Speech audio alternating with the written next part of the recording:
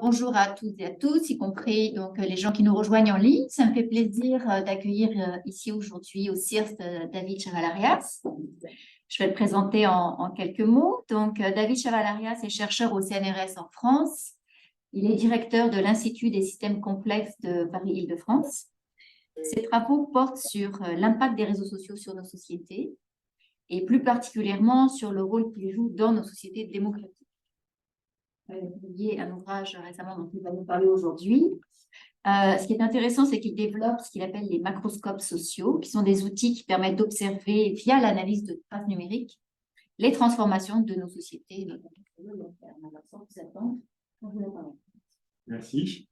Merci beaucoup pour cette invitation. Je suis très heureux de pouvoir vous présenter ceci ici. Alors, je vais directement commencer à partager mon écran. Ce sera plus simple. Voilà. Et donc, voilà, je vais vous présenter à la fois des choses qu'il y a dans le livre, mais pas tout, évidemment, puisque ça serait dur de résumer ça en 1 heure. Et puis, en plus, des choses qui ne sont pas dans le livre, pour un petit peu présenter la problématique générale.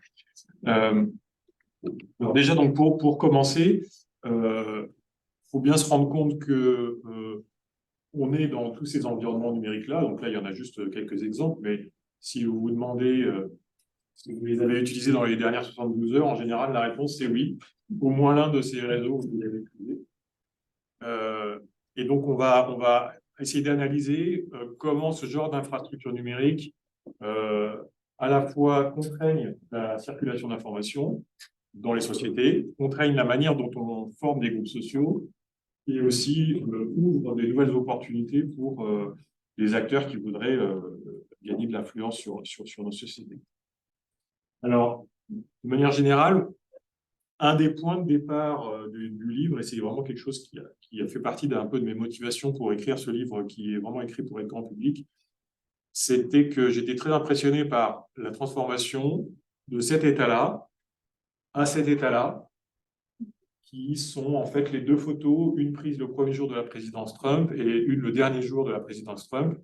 Et vous voyez que donc un État comme les États-Unis, qui est quand même une des plus vieilles démocraties au monde, a pas échappé en fait à la déstructuration qui a pu amener, alors pas seulement les réseaux sociaux évidemment, c'est pas les seuls responsables, mais en tout cas ils ont participé à ça.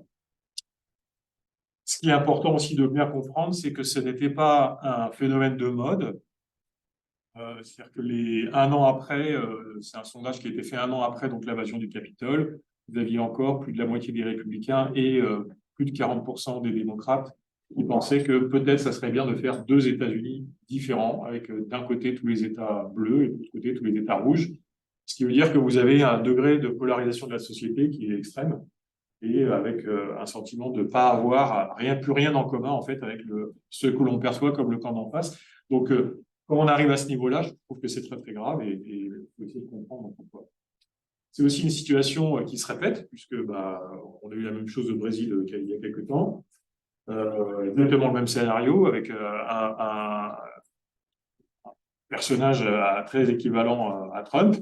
Et puis, si on regarde dans différents pays, notamment en Europe, on voit qu'on a une montée très importante de ce qu'on appelle les démocraties dites illibérales, qui est un terme qui a été introduit par Viktor Orban, c'est-à-dire des mouvements politiques qui arrivent au pouvoir tout à fait démocratiquement, mais qui se revendiquent d'utiliser, de ne pas reconnaître la séparation la séparation des pouvoirs, de brider les journalistes, etc.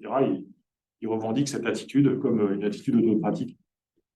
Et donc, on va essayer d'un petit peu comprendre tout ce phénomène-là. Alors, on va le voir à partir des prismes des réseaux sociaux. Alors, encore une fois, il ne s'agit pas de dire que c'est les seuls responsables. Il y a plein d'autres contextes et facteurs qui ont amené à ce genre de situation. Mais néanmoins, donc, on est quand même devant une transformation numérique de la société sans précédent, évidemment. Mais ce qui est important de souligner, c'est qu'elle est extrêmement récente. C'est-à-dire que les réseaux sociaux qui étaient inexistants il y a 20 ans, maintenant ont un taux de pénétration de plus de 70% dans la plupart des pays très développés, et que, par exemple, le support numérique a supplanté le support télé aux États-Unis, de loin d'ailleurs, en termes de nombre d'heures. Et par exemple, si on regarde en France, la proportion des Français qui s'informent de l'actualité via les réseaux sociaux au moins une fois par semaine est passée de 18% en 2013 à 38% en 2021, c'est-à-dire en moins de 10 ans, ça a quasiment doublé. Donc, on est aussi sur un phénomène qui évolue assez rapidement, ce qui veut dire que des analyses même scientifiques qui auraient été faites sur, je sais pas, l'impact de Twitter sur les élections il y a 10 ans ou les réseaux sociaux ne sont pas forcément vraies aujourd'hui, parce qu'en fait, la population change vraiment ses habitudes. Donc, on va essayer de comprendre donc comment, il y a quelqu'un comment ces espaces informationnels sont architecturés, quelles sont aussi leurs vulnérabilités propres et les vulnérabilités qui sont intentionnelles, c'est-à-dire exploitées, je veux dire, de manière intentionnelle. Alors, rapidement, c'est juste pour faire un petit panorama, mais je pense qu'il y a vraiment, de manière générale, résultant de toute cette circulation horizontale des réseaux sociaux, de l'information sur les réseaux sociaux, qui n'est pas mauvaise en soi. Hein. Je pense que les réseaux sociaux et les infrastructures numériques sont aussi une très, très grande opportunité. Mais de fait, la manière dont ils sont implémentés, c'est de manière hyper centralisée sur des plateformes mondialisées, pose problème, et mène à une espèce de confusion à la fois dans les idées, dans les groupes sociaux. Donc là, par exemple, ça, c'est des photos qui ont été prises le jour du Capitole, où vous aviez à la fois des citoyens lambda à droite qui se voyaient en martyrs. Ils avaient le droit d'accéder à la maison du peuple, et donc si on les interdisait, ils étaient des martyrs. Et à gauche, des personnes qui avaient ce t-shirt-là, donc 6 de FWE, ça veut dire 6 million were not enough, et c'est une référence à la Shoah. Donc, on a des profils extrêmement divers qui participent à ce même chose. Vous avez des représentants élus comme Marjorie Taylor Greene qui affirment sans complexe qu'elle aurait pu mener une meilleure insurrection. Et je rappelle qu'il y avait quand même des échafauds juste à la sortie du Capitole et qui criaient qu'ils allaient pendre Mac Pence. Heureusement, ils ne l'ont pas trouvé. On a aussi une montée du complotisme en ligne et des mouvements un peu extrêmes, surtout à l'extrême droite, mais pas que. Et il y a cette stat-là qui est assez glaçante, c'est qu'un quart donc des attaques aux États-Unis, il y en a vraiment énormément, sont inspirés par ce genre d'idéologie et de mouvement. La presse est aussi l'objet d'attaques répétées, notamment donc, sur les réseaux sociaux, avec des conséquences bien réelles dans la vie de tous les jours. C'est-à-dire que, par exemple, là, à gauche, vous avez les journalistes de l'AP qui ont été agressés alors qu'ils couvraient le Capitole, et à droite, des journalistes qui se sont fait prendre à partie dans les manifs anti-pass sanitaire en France. C'est des choses qu'on voyait rarement, qu'on n'avait jamais vues. Il y a aussi donc des élus qui se font attaquer de plus en plus, notamment en France. Je ne sais pas comment c'est au Canada, mais en France, il y a vraiment une augmentation du nombre d'agressions envers des élus, y compris des attentats. Et une remise en cause des institutions, de la fiabilité des institutions, y compris par des personnes qui ont été par exemple, candidats à la présidentielle, comme c'est le cas de Dupont-Aignan, qui parle en amont de sondages truqués, etc., en amont des élections, qui reprend évidemment toute la litanie de Trump et ses supporters, hein, mais il y a une espèce de contamination à partir de ce qui s'est passé aux États-Unis. Et puis aussi un espèce de sens commun complètement biaisé qui se répand, comme par exemple cette personne-là qui dit autour de moi, personne n'est favorable à Macron, où est-ce qu'ils vont chercher les 30% dans les sondages? Sous-entendu, c'est encore truqué, etc. Mais en fait, comme on va le voir, quand on comprend la structure des réseaux sociaux, c'est normal. C'est juste des effets de champ d'écho. Et enfin, on a cette internationalisation des petits coups de pouce. Donc d'un côté, donc avec là je parle de la Russie, mais on pourrait parler de bien d'autres États, mais la Russie est vraiment un peu à la pointe de ça. Donc autant des personnes comme Tucker Carlson qui sont conçues comme essentielles à la propagande du Kremlin du point de vue du Kremlin, ou Poutine qui va aller fêter l'anniversaire au fils de Gaulle sur les réseaux sociaux. Donc, vous avez un chef d'État qui est quand même une des plus grandes puissances nucléaires et qui prend le temps d'aller souhaiter l'anniversaire on verra ça. Et puis, il y a tout cette international extrême droitière, donc notamment avec la tournée de Steve Bannon, et puis Meloni qui commence à aussi emboîter le pas de la propagande du Kremlin en Afrique pour dénoncer la colonisation et promouvoir une autre colonisation. Et on a toutes ces choses-là qui se mélangent. Et puis enfin, évidemment, une espèce de fraternité entre différents mouvements extrémistes. Et là, Marine Le Pen qui est très fière d'être alignée avec Trump et Poutine. Et donc, on voit aussi qu'il y a un côté géopolitique, de réorganisation géopolitique qui se fait derrière. Alors, la question qu'on va se poser, c'est en quoi les infrastructures numériques participent-elles à ce dérèglement démocratique? Dérèglement, encore une fois, pas parce que on a montré des gens qui sont plutôt à droite du spectre politique, mais parce que les personnes dont on a parlé défendent ouvertement le fait de ne plus respecter les règles démocratiques. Alors, on a développé donc à l'Institut des systèmes complexes avec plusieurs collègues, mais notamment Mazia Panahi, une plateforme, plusieurs plateformes en fait, mais un projet qui s'appelait le Politoscope et qui a analysé depuis 2016 la politique française sur Twitter. On collectait de manière assez massive, c'est-à-dire entre 500 000 et 2 millions de tweets par jour. On a plusieurs millions d'utilisateurs, etc. Et on a fait la même chose aussi sur le climat et sur les pandémies. Pour ces deux derniers, on l'a fait au niveau international, c'est-à-dire qu'on l'avait en anglais et en français sur plusieurs pays. Donc on va parler un petit peu de ce genre de ce que peuvent nous enseigner ce genre d'observatoire. Et je vais juste vous montrer ce que ça donne sur le climat pour que vous ayez un peu une notion de ce que ce sont ce type de données brutes. Alors désolé, en ligne, ça va un peu moins vite, c'est un peu moins fluide que la vidéo en ligne, mais vous trouverez la vidéo sur place. Et en gros, ici, chaque petite bulle ici, c'est un compte Twitter. Vous en avez à peu près 200 000 sur cette image-là. Et donc là, c'est tous les comptes qui ont interagi autour de la question des climats. Donc, ils mentionnent tous quelque part en lien avec le changement climatique. Vous avez la date à gauche qui défile. Là, par exemple, on est en octobre 2021. Et on voit très clairement en fait qu'on a un débat qui est polarisé avec des communautés en haut qui sont les communautés qui partagent le consensus autour du constat GIEC, et en bas, les climato-dénialistes. Et à l'intérieur de ces choses-là, on a des sous-structures qui sont des structures régionales. Mais c'est ce genre de choses-là auxquelles on va s'intéresser. Et on va s'intéresser pas seulement à ce qui est dit dans ce genre de choses, donc que ce soit dans le climat, politique, vaccin, mais aussi à quelles sont les structures et comment c'est dit et quelles sont les stratégies en fait pour faire en sorte que le message soit bien diffusé. On va voir qu'il y a des stratégies qui sont trompeuses, tout simplement. On va voir ça. Alors, pour observer les environnements numériques, très rapidement, d'un point de vue méthodologique, c'est vraiment assez simple en fait. On peut faire une géographie des espaces numériques en observant les échanges. Donc là, on avait accès à Twitter. C'était une chance parce que Twitter est un média interactionnel, c'est-à-dire qu'on a vraiment des échanges entre personnes directement et de manière assez massive à l'échelle et en temps réel. Et donc là, par exemple, si vous avez Greta Thunberg qui dit quelque chose, quelqu'un qui est abonné à Greta Thunberg ici va recevoir son message et va pouvoir éventuellement décider, grâce aux fonctionnalités de Twitter de partage, de le transmettre aux autres personnes qui la suivent elles-mêmes. Si vous observez ça pendant suffisamment longtemps, vous voyez émerger en fait des groupes de personnes qui vont échanger beaucoup entre elles et moins avec le reste du réseau. Un peu comme quand on regarde dans une cour de récré, on peut repérer les copains. Et après, on applique donc des méthodes assez simples de clustering sur des graphes pour identifier ces groupes-là.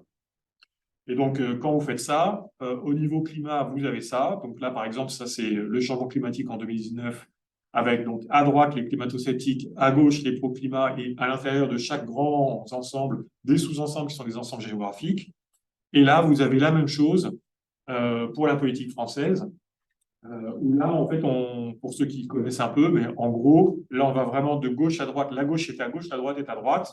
Et on avait en 2016 donc un espèce de continuum avec différentes couleurs sont les communautés politiques. Donc, on commence par l'extrême gauche, on est Parti socialiste, après les Républicains et après le Front National. Et puis à l'intérieur des Républicains, ici en bleu, on a des sous-courants.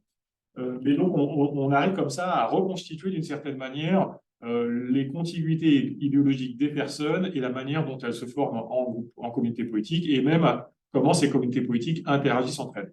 Ça, c'est un peu, ça donne un paysage global.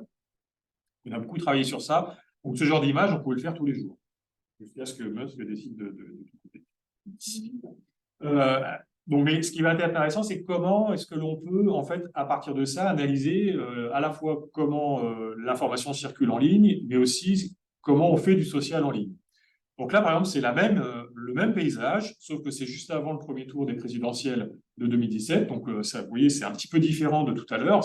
La gauche, c'est vraiment distingué de la droite, et à l'intérieur de chaque composante, on s'est aussi différencié. Mais je vous montrerai cette image pour vous montrer comment circule l'information dedans, parce qu'à cette époque-là, donc pour les présidentielles, le journal Le Monde avait référencé, en fait, donc on était en 2017, les fausses informations, c'était le début de la mode des fausses informations de fact-checking, et donc ils avaient fait de manière ouverte et transparente une liste de liens qui contenaient des fausses informations et une liste de pages du Monde qui, pour chaque lien, expliquait pourquoi c'était des informations. Une argumentation et à côté un pointeur vers la désinformation. Et donc, si on regarde dans ce paysage-là où a circulé les liens de fausses informations et où ont circulé les liens de debunking, on a ça. Donc, on voit qu'en orange, c'est la désinformation, en vert, c'est le debunking. Donc, ce que l'on voit là, c'est qu'en fait, la désinformation s'est concentrée dans des parties très, très, très précises de ce paysage-là. Et pareil, en fait, pour le debunking. C'est-à-dire qu'à part quelques trucs ici, c'est vraiment concentré là et là. On a montré que 70% de la désinformation avait circulé au sein de seulement 2 communautés politiques, à savoir le Front National, donc extrême droite, et républicain à droite, et que la désinformation, le debunking, a circulé essentiellement donc, chez les macronistes, donc le centre et un peu au PS. Et donc, si on regarde, donc là, c'est la même représentation, mais en stats, hein, donc vous avez une courbe en bleu pour la désinformation en fonction du parti politique, ici, donc, et en vert pour le debunk, et 1 ici, c'est la moyenne. C'est-à-dire que quand vous êtes au-dessus de 1, c'est-à-dire que vous exprimez plus la désinformation ou plus le debunking que la moyenne. Donc là, on a vraiment le split brain de l'espace politique, c'est en fait assez commun, je pense, à tous les espaces où il y a de la désinformation. Donc, vous avez un type d'information qui circule d'un côté et un type qui sont des bugs, qui sont des mentis qui circulent de l'autre. Ce qui veut dire que tout ce qui est fact-checking, ça peut être utile en amont pour éviter de propager quelque chose de faux, mais pour vraiment débunker, sensibiliser, ça peut avoir un impact limité. Alors, ça aussi, on a montré dans cet article-là de 2018 que même comparé à d'autres informations, les fausses informations sont celles qui avaient l'effet champ d'écho le plus fort. C'est-à-dire que c'est celles qui pénétraient moins les autres chambres d'écho. Et donc, c'est aussi celles qui, quand elles sont diffusées, mènent à le plus de polarisation, puisque ça mène à des personnes qui ont des vues complètement différentes. Et donc ça amène aussi à moduler des résultats comme celui-ci. Donc ça, c'est un des articles qui était paru dans Science à peu près à la même époque, qui est un des plus cités, où il disait « la désinformation circule plus vite, plus loin, plus fort que toutes les autres informations ». Donc ça a beaucoup fait peur à beaucoup de monde. Alors, il faut déjà moduler en disant que ce n'est pas non plus un tsunami. Hein, on l'a aussi montré, c'est quand même 1 sur 10 000 tweets, bon, mais ça peut quand même avoir un effet. Mais surtout, en fait, on ne peut pas penser la circulation d'informations sans penser les structures sociales. Et si on pense les structures sociales, donc en termes de groupes sociaux, en fait, c'est l'inverse qui est vrai. C'est-à-dire que les fausses informations circulent moins loin en termes de groupes sociaux que les autres informations, parce qu'en fait, elles restent dans leur bulle. Donc, ça, c'est un phénomène important à comprendre parce que quand vous voulez attaquer la désinformation ou n'importe quelle maladie, ce n'est pas la même chose si vous avez une septicémie qui est partout ou alors si tout est concentré au même endroit. En tout cas, ça explique ce côté-là, chambre d'écho. Je ne comprends pas autour de moi pourquoi tout le monde est de mon avis alors que les sondages disent que, bah, en fait, c'est ça. Alors, ces paysages-là évoluent énormément, sont extrêmement dynamiques. Nous, on les a observés sur 6 ans en France. Et ça, par exemple, c'est le paysage en France en 2022. Vous voyez, il est très, très différent du paysage de 2016. Et donc là, vous avez toujours la gauche à gauche, la droite à droite. Mélenchon et Le Pen, donc extrême gauche et extrême droite, toujours au même niveau. Mais là, il y a tout un ensemble qui s'est créé ici en bas, qui en fait correspond à les nouvelles extrêmes droites qui sont émergées en France, et aussi ici, une zone qui s'est créé pendant la pandémie, qui est en fait une espèce d'énorme communauté numérique dite anti-dictature sanitaire. Et puis, on a un affaiblissement qui s'est traduit effectivement dans les urnes, hein, du Parti socialiste ici, qui n'a fait plus que 2%, alors que c'était un parti historique de gauche, et du parti ici républicain, qui n'a fait que 5%, enfin 4,9% exactement, alors que c'était un parti historique de droite. Donc, on a ces reconfigurations-là, et on peut en fait analyser la déformation de ce paysage pas à pas, en regardant en fait le nombre de personnes dans chaque communauté pour chaque jour, et en regardant comment en fait une personne peut éventuellement passer d'une communauté à l'autre. Bon, ça se fait avec ce genre de représentation. Donc ici, vous avez 3 semaines et 2 communautés. Donc la hauteur des barres, ici, c'est le nombre de personnes dans une communauté. Donc là, on a la communauté Le Pen et là, la communauté Dupont-Aignan, donc qu'importe les candidats, en fait. Hein. Mais en tout cas, donc la hauteur des barres, c'est le nombre de personnes qu'il y a dedans. Et les flux que vous voyez, c'est quand des militants restent dans la communauté ou la semaine d'après passent dans une autre communauté, comme c'est passé ici. Donc si on fait ça à l'échelle de l'ensemble du polytoscope et sur 5 ans, on a ça. Donc ici, vous avez la première campagne présidentielle de 2017, ici la deuxième campagne présidentielle de 2022. Là, vous avez une échelle de couleurs qui vous montre qu'en gros, plus on est sombre, plus on est aux extrêmes du spectre politique. Et on voit bien que le paysage s'assombrit. Rien qu'à regarder, hein, c'est des gros nuages. Il y a des gros nuages. Et en fait, donc, faut le lire hein, comme ça. Chaque ligne, c'est en gros une année.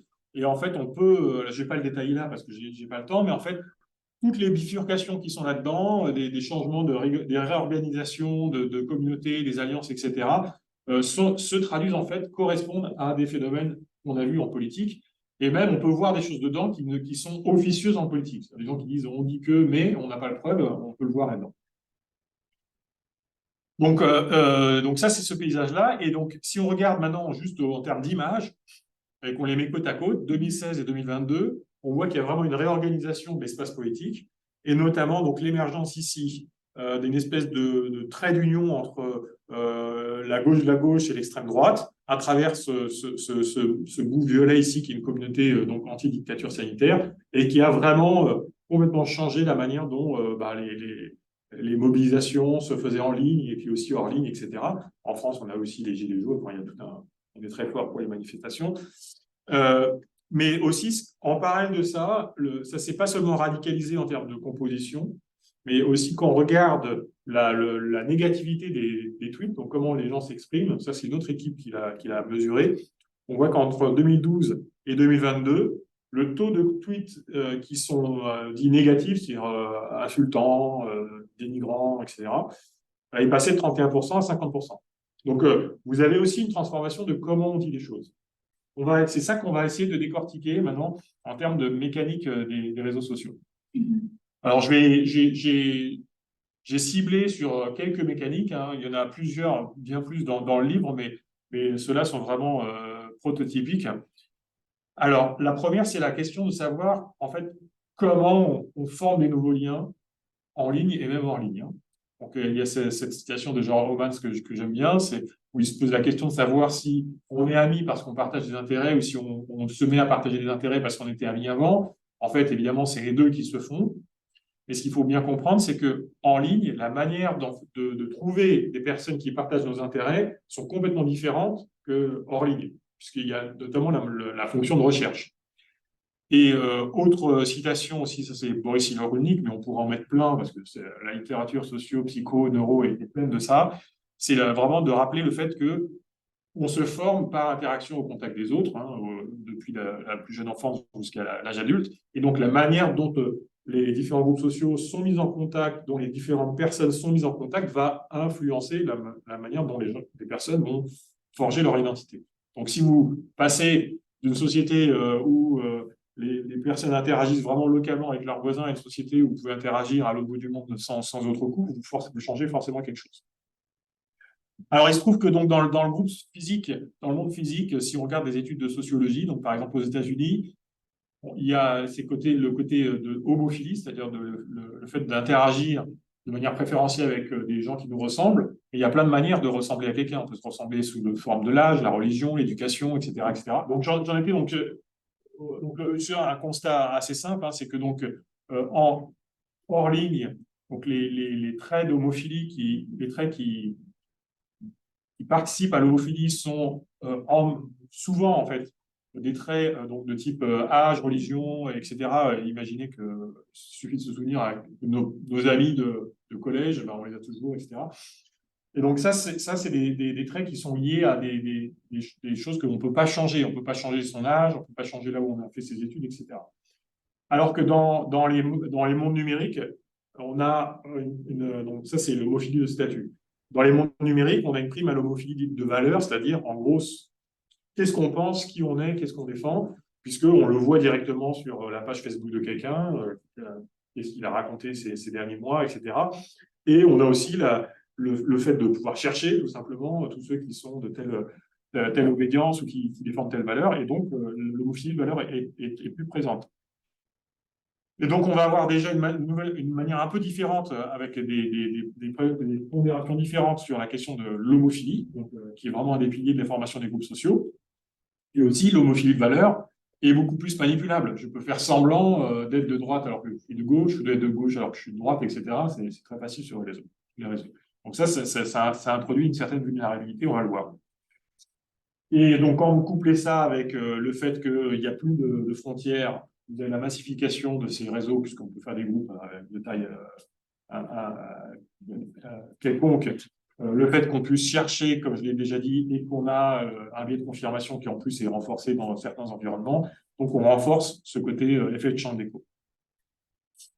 L'autre phénomène dont je voudrais parler, c'est le phénomène donc aussi d'amplification, enfin de distorsion des manières de s'exprimer.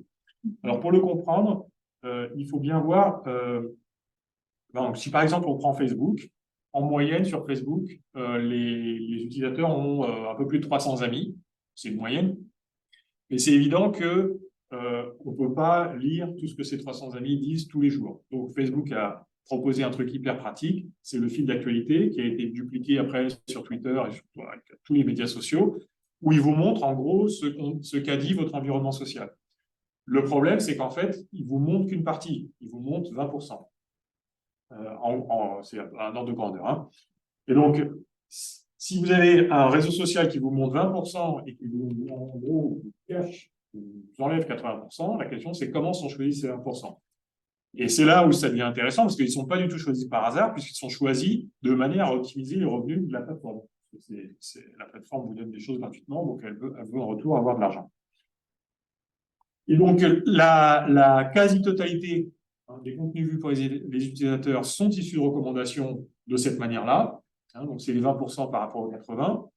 Et la question, c'est en quoi ça change les espaces informationnels. Donc, pour comprendre l'effet systémique, je prends un exemple rapide. C'est imaginez, on vient de découvrir un vaccin et dans votre fil d'actualité, vous avez ces deux messages.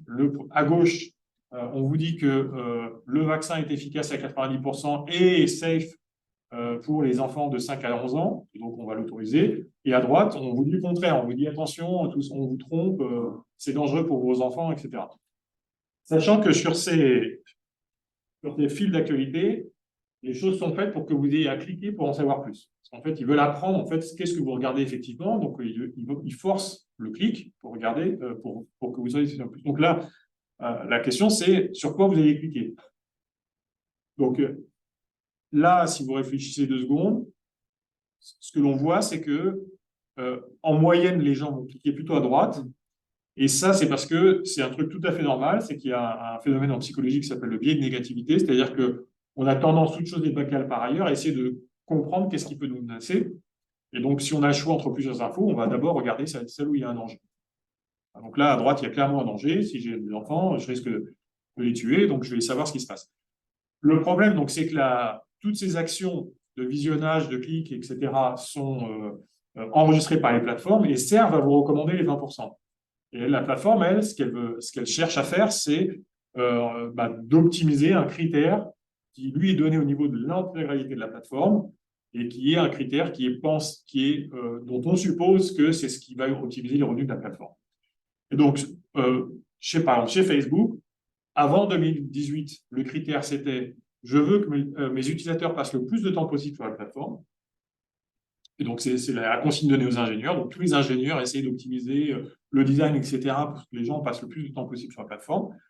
Et à partir de 2018, Mark Zuckerberg a introduit ce qu'il appelait les meaningful interactions, donc les interactions qui font sens. Il disait, en fait, on ne va pas vous forcer à passer plus de temps. Ce qu'on veut, c'est que vous interagissiez avec les contenus. Et donc, on va privilégier les contenus qui génèrent de l'interaction. Les likes, les reposts, les commentaires, etc. Sauf que, comme on vient de le voir, pour tout un ensemble d'interactions, le biais de négativité fait qu'on va interagir de manière privilégiée avec les contenus qui ont un contenu négatif ou de danger pour vous. La plateforme va apprendre ça, et donc dans les 20%, elle va vous mettre plus de ça. Donc là, on a ce qu'on appelle un biais de négativité algorithmique, cette fois-ci, c'est-à-dire que c'est algorithmiquement qu'on amplifie ce qui était déjà un biais de négativité. Et donc ça, par exemple, on peut le mesurer. On l'a mesuré avec Paul Bouchot de manière très subtile. C'est un dispositif qu'il a mis en place sur Twitter, par exemple. Donc on a il a développé un plugin que les gens pouvaient installer sur leur Twitter et qui partage avec nous tout ce que Twitter vous recommande aux utilisateurs. Donc vraiment la timeline. On recevait la timeline. Et par ailleurs, donc les utilisateurs partageaient aussi leur identifiant Twitter, ce qui nous a permis d'aller voir toutes les personnes qu'ils suivaient et d'attraper aussi tout ce que les personnes suivaient disaient. Et donc on avait d'un côté tout ce que l'utilisateur pouvait voir et de l'autre côté tout ce qu'il voyait. Donc en comparant et en calculant les taux de négativité moyens de ces deux corpus, on a montré de manière très rigoureuse que sur Twitter, donc actuellement, vous avez plus 49% de messages toxiques par rapport à ce que produit votre environnement social. Donc il faut bien comprendre que c'est relatif à ce à quoi vous vous abonnez. C'est-à-dire que si vous vous abonnez à des trucs très toxiques, vous avez encore 50% en plus de toxicité.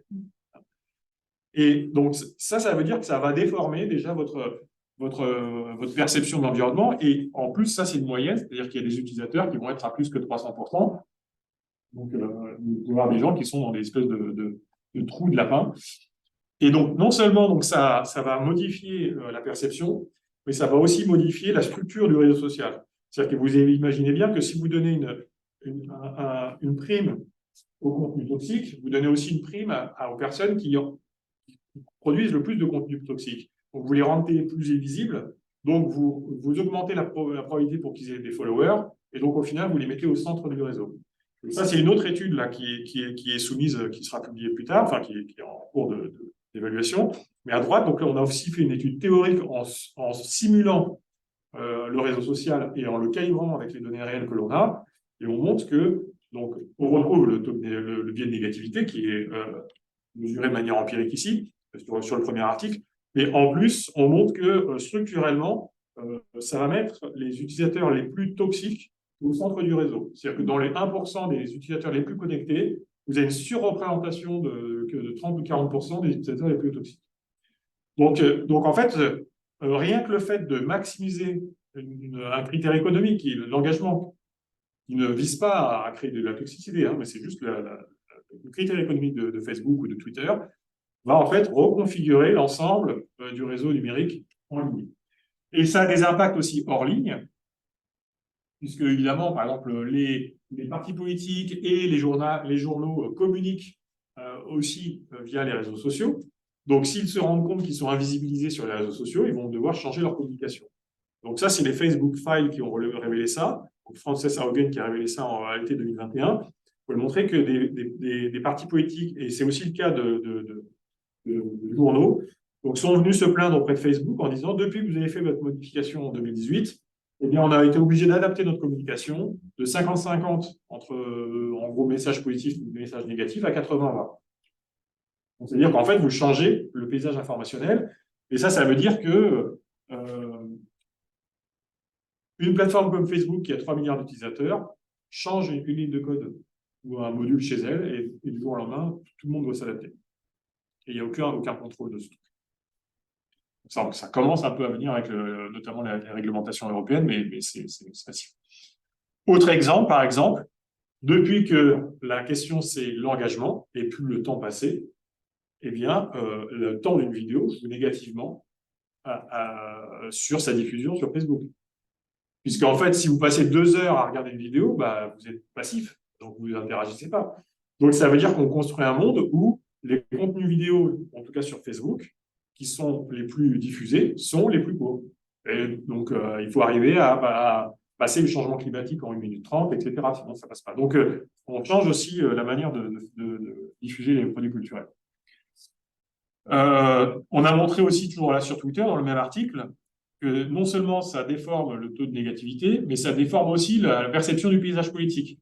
Là, par exemple, ça, à gauche, vous avez, ça c'est le même paysage du paysage politique que je vous ai montré en France en 2022, sauf qu'en rouge, vous avez les zones qui sont suramplifiées et en bleu, les zones qui sont diminuées en termes de perception pour quelqu'un qui est macroniste. Vous voyez qu'il y a quelqu'un qui est macroniste. Alors, Macron, les macronistes, ils sont ici, là. En fait, ils sont en bleu. Donc, pour eux, en fait, par rapport à ceux à quoi ils se sont abonnés, eh bien, les gens de leur propre camp sont sous-amplifiés dans leur feed et les gens du camp adverse sont sur-amplifiés. Et cette lentille déformante, en fait, elle n'est même pas la même qu'on soit macroniste de gauche ou de droite. Donc, il y a différents filtres. Donc, ça veut dire qu'il y a une adaptation à votre orientation politique et que cette adaptation change en fait la perception de votre interaction avec les autres bords politiques. Donc il y a tout ça qui entre en jeu. On a aussi montré qu'il y a des déformations sur l'information climato-sceptique ou climat, etc., etc.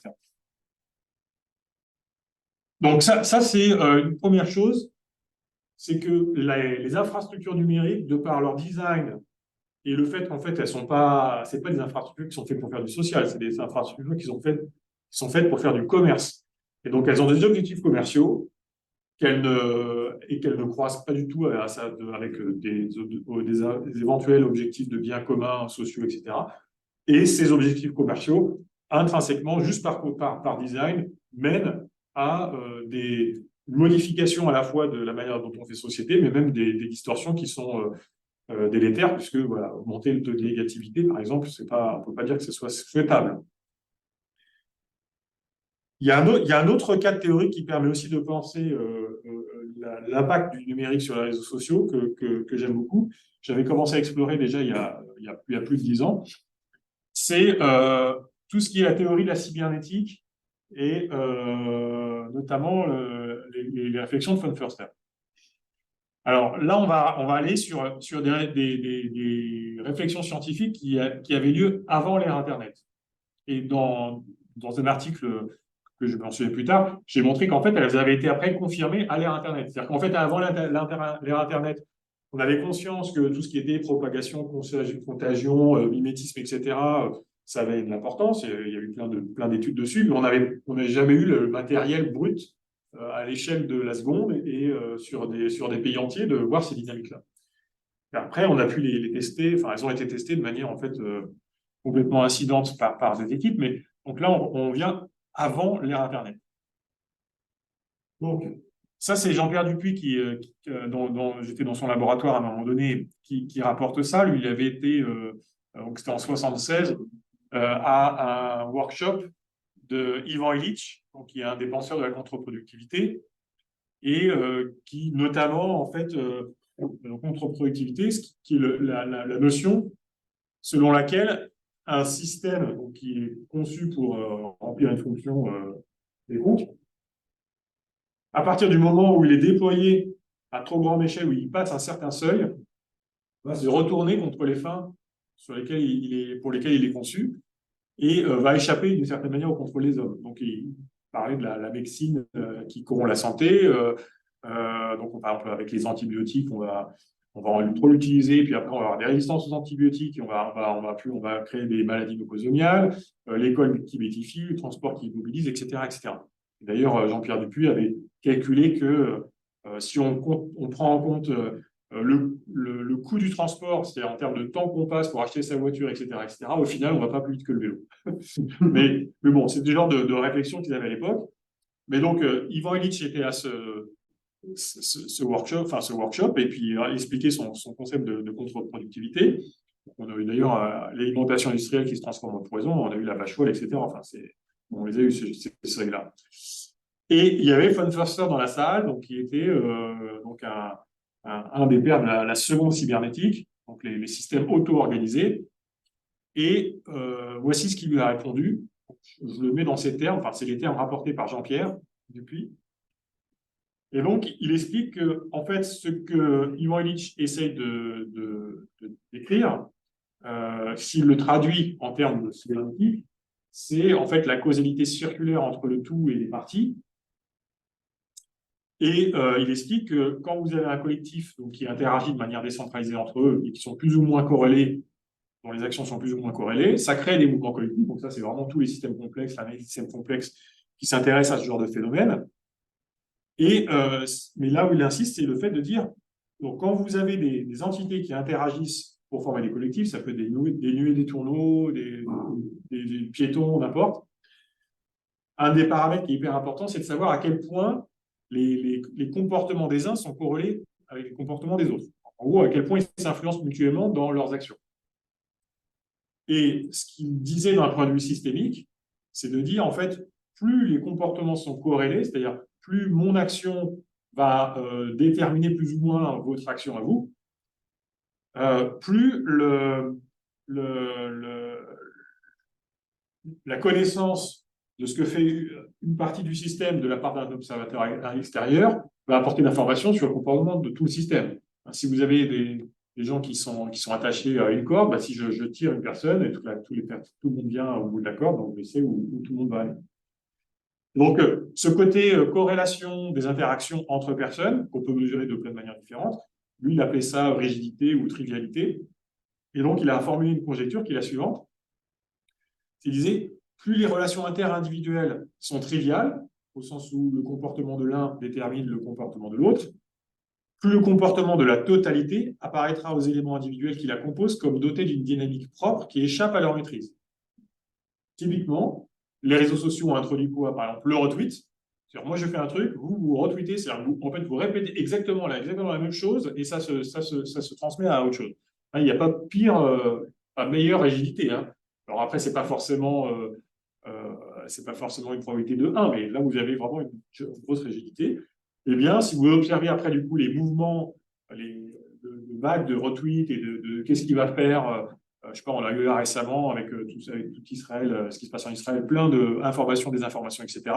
Eh bien, vous avez des trucs qui semblent hors de contrôle et qui semblent échapper, en fait, à la rationalité des acteurs. Donc ça, c'est une conjecture qui a été... alors, il y a une deuxième partie que je vais montrer, mais déjà, cette première partie, ça a été après démontré par Jean-Pierre Dupuy, Atlan et Coppel dans un cadre mathématique, la théorie de l'information. En fait, c'est assez intuitif, mais c'était intéressant de le démontrer vraiment. Et von Förster continue en disant, donc, je conçois que la conjecture présente un caractère paradoxal, c'est-à-dire plus on est liés les uns aux autres, plus on a l'impression que le comportement collectif échappe aux individus.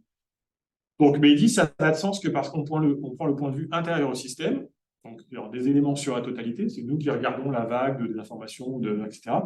Il dit évidemment, pour un observateur extérieur au système, il va de soi que si vous observez une partie du système et que les entités sont très très corrélées, bah, en fait, c'est comme si vous observez quasiment tout. Donc, vous avez plus d'informations sur le système. Donc, et c'est ce point de vue intérieur-extérieur qui est hyper intéressant, parce qu'en fait, c'est ce point de vue-là qui est répliqué au niveau des grandes plateformes numériques. Parce que qui a le point de vue extérieur actuellement? C'est les GAFAM.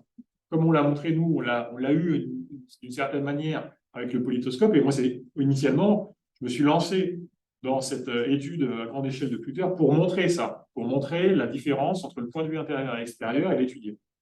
Et montrer que quand on a le point de vue extérieur, on peut dire beaucoup de choses. On peut donner les opinions politiques de quasiment tous les Français, enfin tous ceux qui sont sur Twitter, c'est quand même assez dingue. Donc, c'est cette dualité intérieure-extérieure qui est très intéressante. Et donc, la conclusion, c'est que vraiment, quand les individus sont trivialement couplés, donc par exemple le fait de comportement mimétique, ou parce qu'il y a la recommandation. La recommandation, d'une certaine manière, c'est une forme de couplage, c'est-à-dire que vous faites quelque chose et en fait, sans que vous ayez quoi que ce soit d'autre à faire, ce que vous dites, ça va être transmis à quelqu'un qui vous suit par l'algorithme avec une certaine déformation. Donc, quand on a un couplage trivial, donc la dynamique du système est prévisible, mais les individus se sentent d'une certaine manière dépossédés de cette dynamique et ils se sentent impuissants à réorienter la course. Donc ça, c'est ce qu'on appelle aussi la dépendance au chemin, c'est-à-dire le fait que quand un système dynamique amorce un mouvement, au début, il peut avoir plusieurs attracteurs, c'est-à-dire plusieurs directions où il peut aller, Mais quand il commence à aller dans une direction, si vous avez de la dépendance sur le chemin, ou ce que dit aussi von Förster, et ben après, il y reste.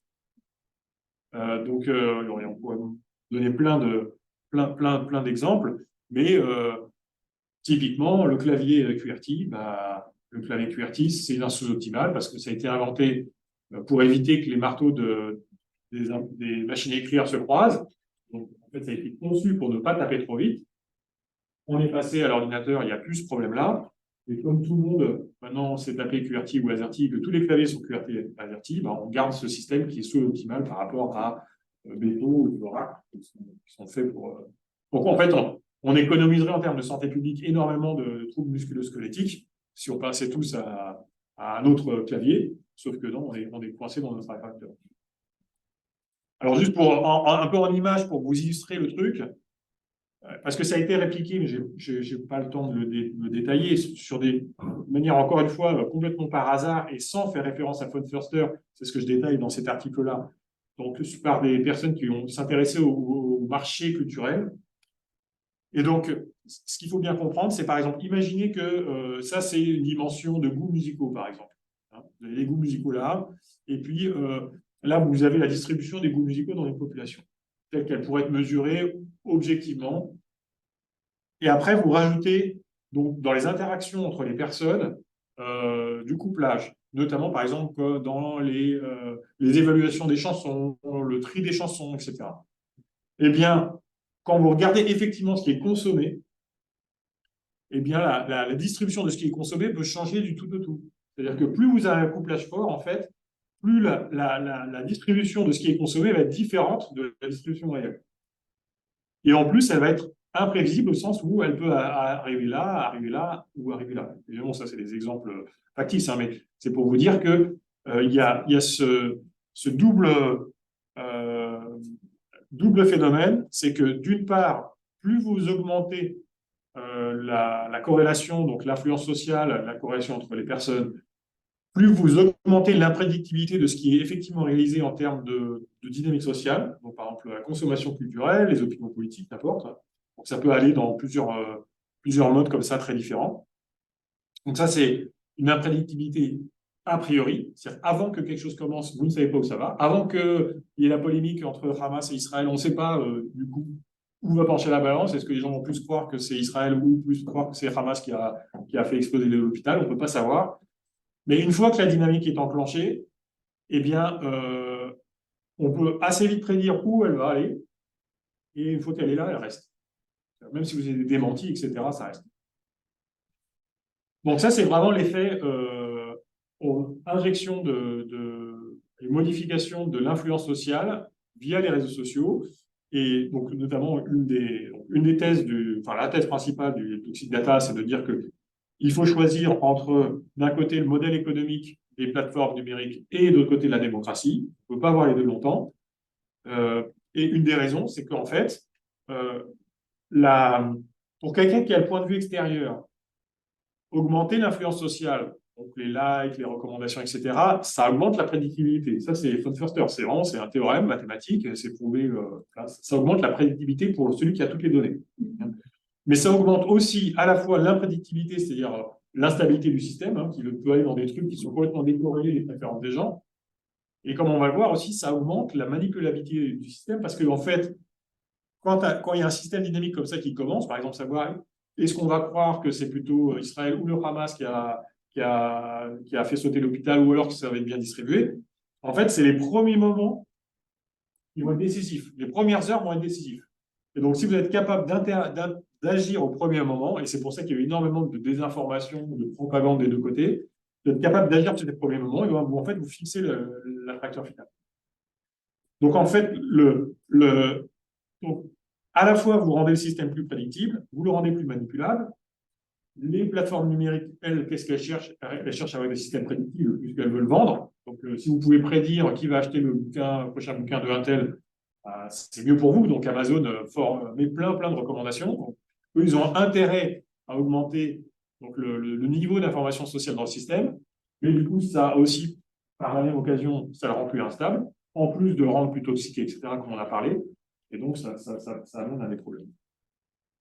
Ça veut dire que juste avec le petit truc rouge, là, direct, vous pouvez savoir où va le truc.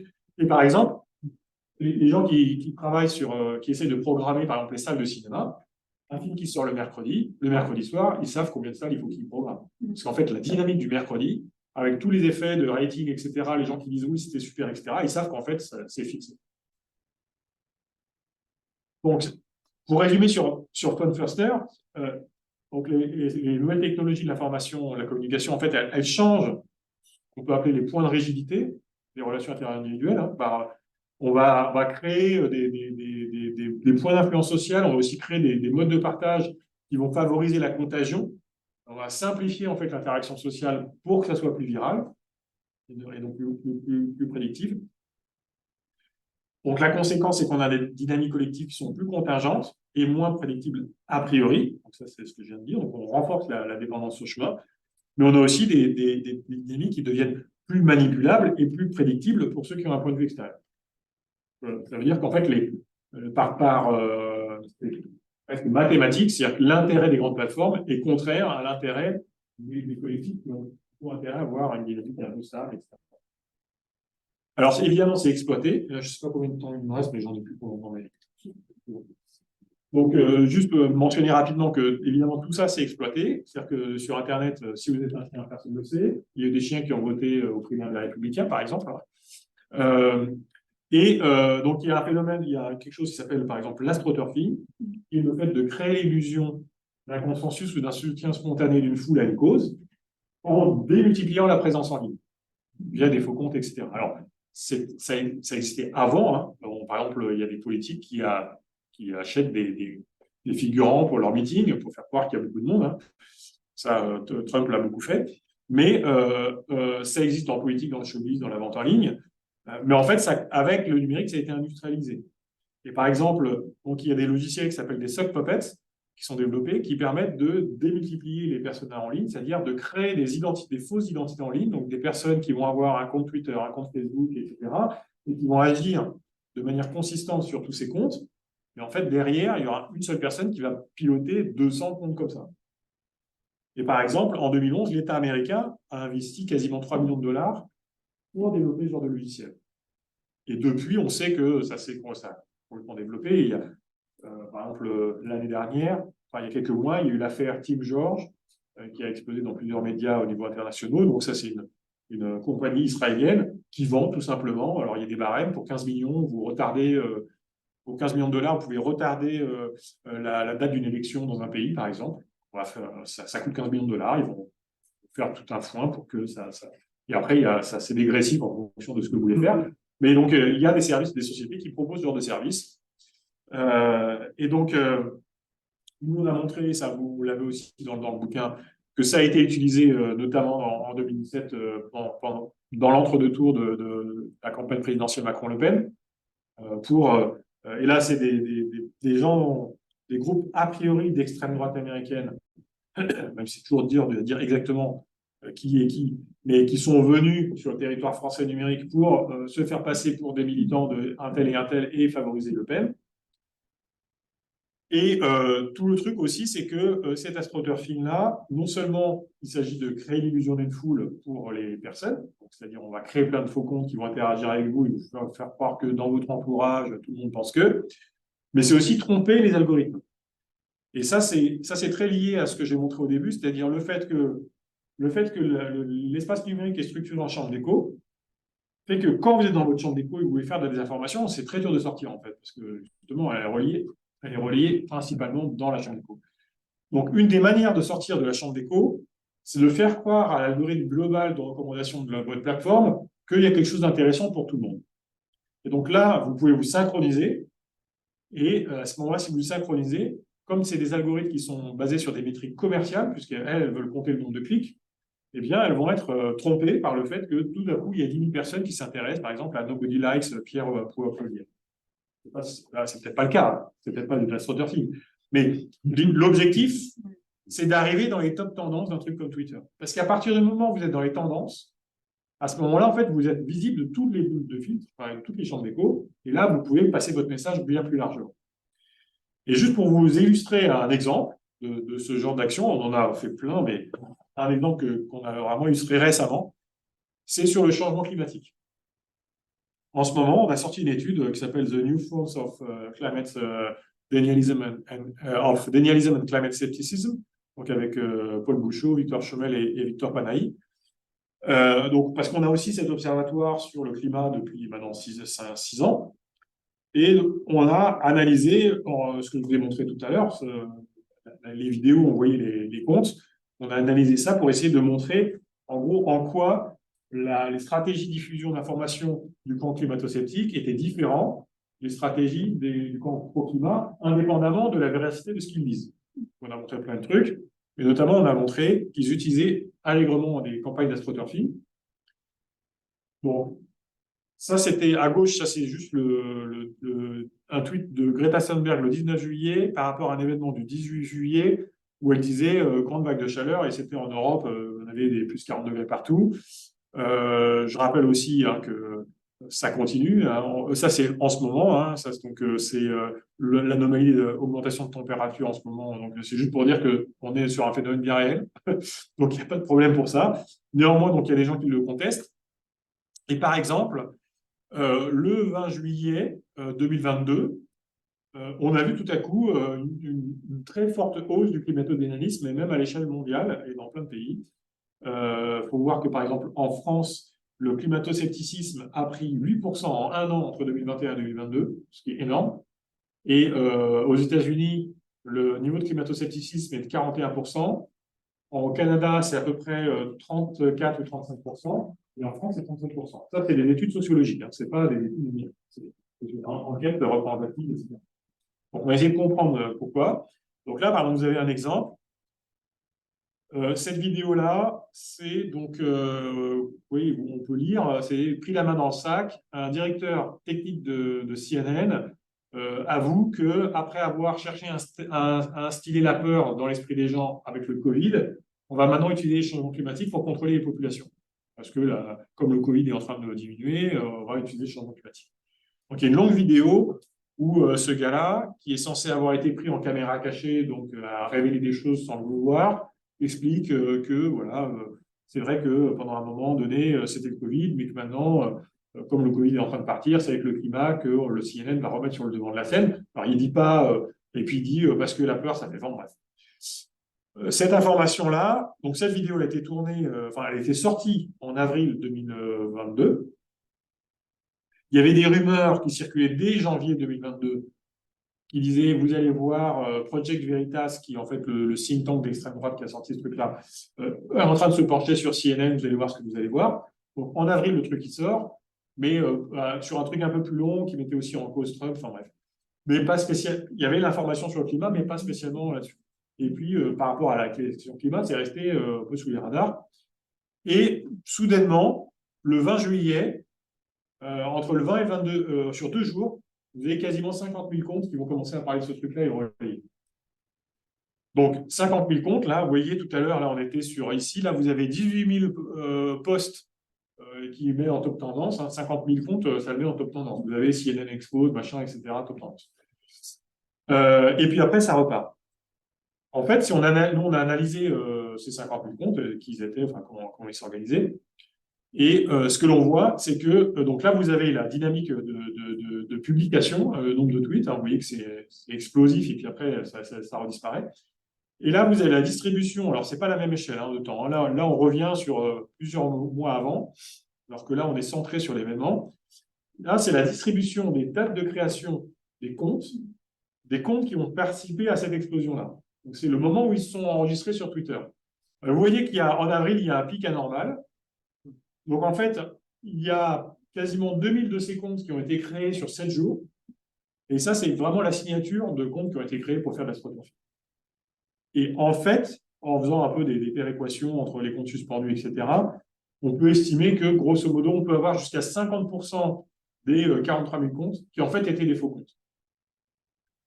Donc là, vous voyez vraiment la manipulation à l'heure. Donc, tentative d'astroturfing, mettre sur le devant de la scène ça. Et de fait, ça, c'est un narratif qui maintenant ressort tout régulièrement avec cette vidéo en disant, C'est pas étonnant qu'on reparle du climat maintenant, parce qu'avant il y a eu le Covid, etc. Dans les sphères complotistes, ça ressort beaucoup.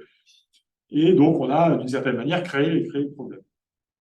Si on regarde où les étaient ces comptes-là dans la sphère climat, donc là, c'est l'ensemble des interactions climat en 2022, avec enfin, l'ensemble, celles qu'on a captées, à gauche les pro-climat, à droite les climato-sceptiques. Si j'allume les comptes qui étaient donc des robots, on les identifie comme robots, ils sont là, donc ils sont bien distribués au sein des communautés climato-sceptiques. Donc ça veut dire qu'en fait, ils ont été d'une certaine manière infiltrés, c'est-à-dire qu'ils ne sont pas à juste un endroit, mais ils sont bien distribués, plus tout un ensemble de nouveaux comptes qui sont arrivés en plus par ailleurs, et ça a généré ça. C'est-à-dire que ça a généré tout ce truc-là. Donc, une espèce de contre-offensive ici, côté pro-climat, mais assez faible, mais sinon, vraiment une inondation de tout le paysage avec ce narratif, ce nouveau narratif. Je vais m'arrêter là, j'arrive à ma conclusion, donc je ne développerai pas ça, mais c'est développé dans le livre. Il faut voir que tous ces trucs-là sont bien sûr exploités par les régimes totalitaires, notamment la Russie et la Chine, qui sont très en pointe sur ce genre de technique. Que TikTok fait partie du dispositif. Il y a une nouvelle donne maintenant avec l'intelligence artificielle, parce que vous imaginez bien que si le but c'est de créer des fausses foules, bah, maintenant qu'on peut créer des faux comptes qui parlent comme des humains, qui ont des fausses images, qui même fait des vidéos, c'est la boîte de Pandore. Et que, pardon, oui, on va arrêter. Oui, je vais conclure, je passe, ça j'ai dit le principal message.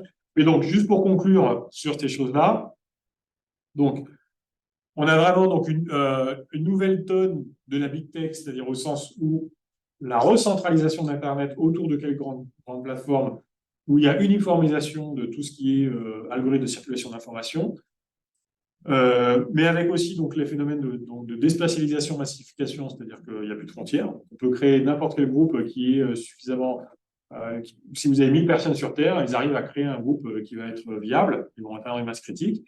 Vous avez le côté instantanéité, c'est-à-dire faire des opérations coup de poing pour influencer telle ou telle cause.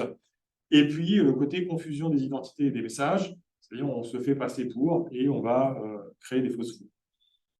Donc tout ça, ça amène à conclure que sur toutes ces grandes plateformes, le résultat, c'est qu'il y a interférence entre la nature humaine, donc on a parlé de biais cognitifs, et le modèle économique, qui est fondé sur l'intermédiation sociale. Je vais remplacer les interactions directes par des interactions médiatisées. Cette interférence-là, elle est exploitée dans un contexte politique et géopolitique, dont par des puissances qui ont intérêt à ce que les démocraties soient affaiblies. Et donc, dans ce contexte-là, les démocraties sont que des États transitoires. Et ce que l'on voit, effectivement, c'est que de plus en plus c'est un retour vraiment du fascisme, même sans littéral du terme, dans plein de pays. Et on va en discuter, mais je laisse comme ça. La réponse à ça, c'est vraiment des actions qui doivent se faire à la fois au niveau individuel, collectif et institutionnel. Il faut absolument faire ces trois niveaux à la fois, parce que sinon, on va être submergé. Voilà. Merci beaucoup. Alors, questions, commentaires pour David Chavalarias. En ligne, je vais vous donner la priorité. Est-ce qu'il y a des questions en ligne, commentaires? Non? On avait demandé à Kevin de préparer un commentaire. Il a levé sa main. Alors, Kevin. Est-ce que vous m'entendez? Il n'y a pas ta main, excuse-moi. On t'entend. Ah, super, super. Donc, comme Martine l'a mentionné, on m'avait demandé de faire rapidement un commentaire. Donc, elle m'a laissé 5 minutes, ce qui est moins dans nos pratiques de philosophe, mais c'est bon, Martine, c'est toi la patronne. Donc, pour faire la petite histoire, j'étais simplement étrangement cet été en train de lire ce petit livre que j'ai d'ailleurs très, très apprécié. Donc, sur mon 5 minutes, je vais quand même faire un petit moment pour donner quelques qualités du livre. Tu me pardonneras, David, de passer outre les éléments auxquels ça a le plus accroché. Mais vraiment, c'est un livre super intéressant. J'ai beaucoup de difficultés généralement avec les livres qui essaient, je ne sais pas comment dire, il y a une espèce de tension à essayer de garder un langage relativement exact ou précis puis être relativement accessible. Donc, un exemple qui me vient souvent en tête, c'est la comparaison entre la structure des sciences d'Ernst Nagel puis la structure de révolution scientifique de Thomas Kuhn. Donc, souvent, on a un discours un peu confus, mais qui se lit bien, trop précis au point de s'endormir. C'est vraiment un beau produit que tu as réussi à nous faire là, David. Ça se lit super bien. J'ai vraiment apprécié notamment l'usage pertinent des différents concepts que tu as mentionnés, esquissés ici, notamment en sociologie. les concepts d'homophilie, entre autres. Je trouve qu'ils sont mobilisés d'une façon qui explique ou du moins qui vient appuyer ou nous aider à détailler plutôt ce que tu essaies de décrire, ce qui est vraiment habituellement pas le cas dans les livres. Je tiens quand même à dire que donc, en voyant le titre du livre et la quatrième de couverture, moi, c'est pas le genre de truc qui m'attire. Donc, c'est un titre choc, une quatrième de couverture aussi un peu choc, mais j'ai fini par comprendre que c'est peut-être un choix de l'éditeur parce qu'il y avait notamment la notion de GAFAM qui était là dans la quatrième de couverture, alors que vous faites bien, disons, la différence ou du moins vous présentez bien les avantages d'utiliser le terme Big Tech plutôt. Donc, bref, on passe, fiez-vous pas à la couverture, c'est ce que j'essaie de dire. Un élément aussi que j'ai apprécié, c'est justement votre couverture des différents travaux en sciences sociales et humaines. Je pense notamment aux travaux de Robert Epstein, que vous n'avez pas eu le temps de parler ici, mais super intéressant sur la capacité des outils numériques à influencer nos choix. Donc, c'est vraiment super. Puis le volet sur von Förster, bon, ça fait 3 ou 4 pages, je pense, dans le livre, mais au moins, ils avaient passé un peu de temps là-dessus. Moi, j'ai trouvé ça vraiment impressionnant. Super! Là, je ne me souviens pas c'est quoi la formulation. Donc, on lance les fleurs, puis après ça, c'est le pot ou dans quel sens, je ne me souviens plus. Mais j'avais peut-être un petit élément qui me restait en tête à la suite de la lecture du livre. Donc, grossièrement, dans le propos général, on essaie de montrer que ces plateformes numériques-là, puis les acteurs qui sont en arrière, en fait, ont un pouvoir immense, si je peux dire, sur nos comportements, sur aussi nos systèmes politiques. Donc, dans le fond, ce qu'on essaie de faire, c'est de montrer que par l'étude de ces outils-là ou de ces plateformes-là, de ces réseaux-là, on peut, dans un certain sens, pas expliquer les dynamiques sociales, mais montrer comment les dynamiques sociales peuvent être influencées par ces outils-là. Donc, je l'ai mal formulé, mais le Graal, si vous voulez, c'est d'essayer de comprendre les dynamiques sociales, puis quels sont les vecteurs d'influence. C'est simplement qu'il y a toujours cette question-là qui plane en tête, à savoir à quel point ces outils-là, malgré leur performance, disons, pour générer de l'engagement, faciliter la vente de certains produits, affectent nos systèmes politiques. Je pense, entre autres, un des éléments qui m'a surpris, c'est sur cette espèce de figure où vous présentez les changements de communauté pour en France. Donc, je pense que c'est page 178-179, où vous présentez comment les gens, entre l'élection 2017 et 2022, comment les gens ont passé de différentes communautés. Et quand on regarde ce portrait-là, ce qu'on voit notamment sur le volet de la droite, c'est beaucoup de gens qui passent du Rassemblement national, par exemple, vers la communauté d'Éric Zemmour.